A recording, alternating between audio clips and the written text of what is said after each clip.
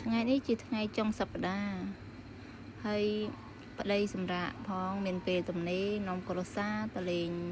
តាសុក្រិតនៅខាងភូមិខ្ទុំក៏បាន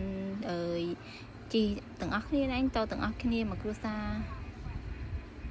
ធ្វើដំណើរចេញទៅហើយនិយាយទៅសុក្រិតវាមិនដែលនៅស្ងៀមទេឲ្យតែបានចេញដើរលេងគឺគេសប្បាយចិត្តគេអីនៅតែផ្ទះ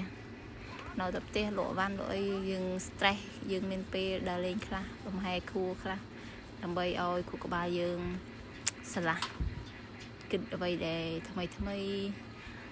ហើយរឿងល្អនិយាយទៅ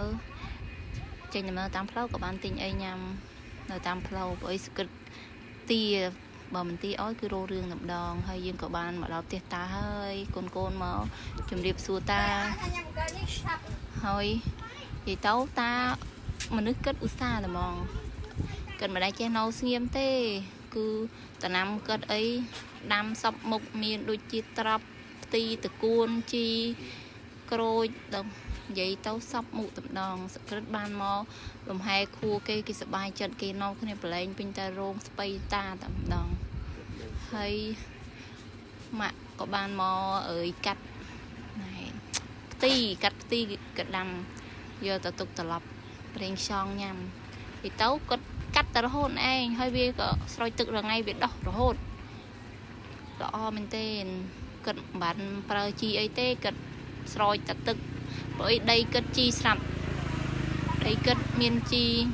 ឡងខ្មៅគាត់មិនបានដាក់ជីអីផងដីគាត់នៅតែមានជី